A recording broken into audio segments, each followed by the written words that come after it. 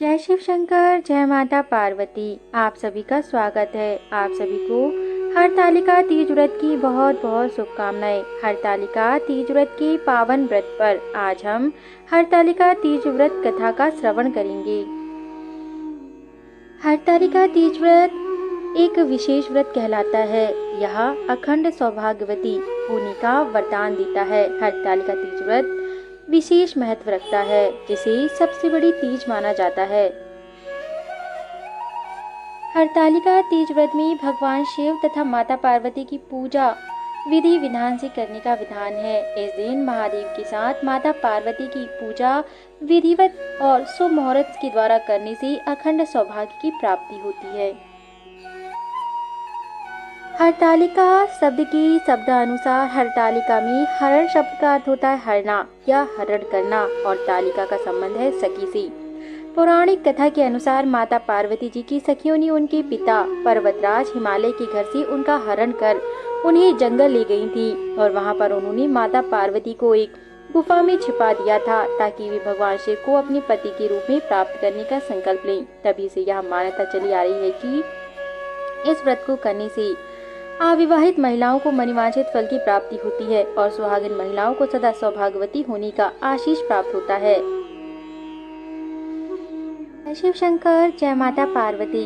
हरतालिका तीज व्रत कथा।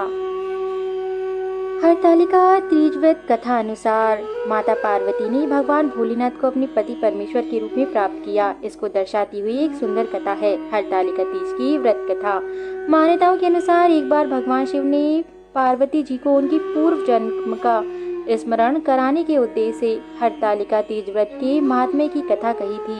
चलिए अब हम उस कथा का श्रवण करेंगे।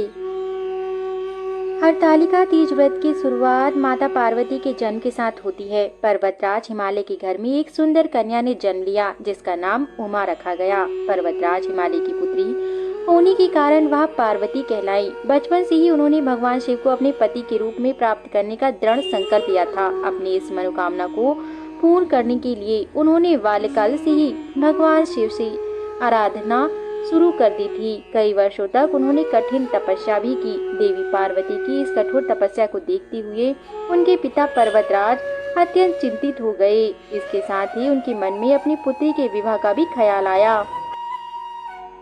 एक दिन पर्वतराज के पास देव ऋषि नारद पहुँचे और उन्होंने नारद जी का आदर सत्कार किया। इसके बाद पर्वतराज ने देव ऋषि नारद से बताया कि उन्हें अपनी पुत्री के विवाह की चिंता सताने लगी है। नारद जी पर्वतराज की समस्या सुनकर बोले कि यदि आपको मेरी सम्मति स्वीकार हो तो आपकी पुत्री के लिए भगवान विष्णु योगवर हैं, वह आपकी कन्या का वरण स्वीकार कर लेंगे। इस पर पर्वतराज आनंदित होकर बोले कि यदि भगवान विष्णु मेरी कन्या को स्वीकार कर लेंगे तो वह मेरे लिए बड़ी सौभाग्य की बात होगी।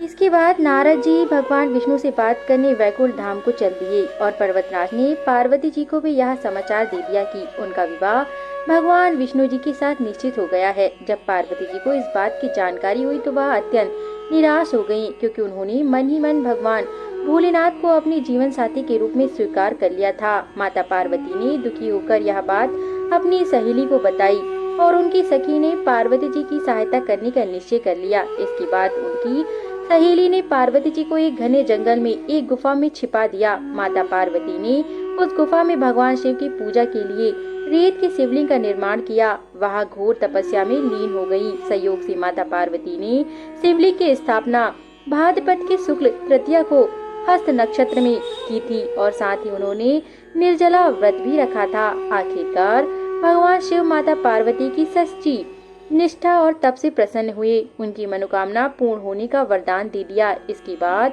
माता पार्वती ने व्रत का पारण किया। वहीं दूसरी ओर पर्वतराज भी अपनी पुत्री को ढूंढते ढूंढते गुफा में आ पहुंचे। माता पार्वती ने अपने पिता को घर छोड़कर गुफा में रहने का कारण बता दिया। साथ ही उन्होंने अपने पिता को यह भी बताया कि भगवान शिव ने उनका वरण कर लिया है। इस प्रकार उन्होंने भगवान भोलेनाथ को अपने वर के रूप में प्राप्त करने का संकल्प पूर्ण कर लिया।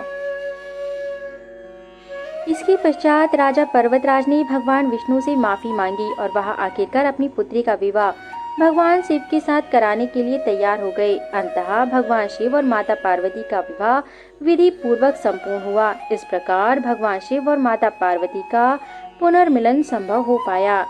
जय शिव शंकर, जय माता पार्वती। हरतालिका तीज व्रत में व्रत कथा पढ़ने का विशेष महत्व है। इस दिन पूजा अर्चना के साथ व्रत कथा का पाठन अवश्य करना चाहिए। ऐसा करने से भगवान शिव शंकर तथा माता पार्वती की असीम कृपा प्राप्त होती है। हमारे द्वारा प्रस्तुत की गई धार्मिक व्रत कथाएं अगर आपको पसंद आती हो तो हमारे YouTube चैनल को जरूर सब्सक्राइब करें और अपना समर्थन अवश्य दें, ताकि हम ऐसे ही उच्च कोटि की कथाएं लाते रहें। धन्यवाद।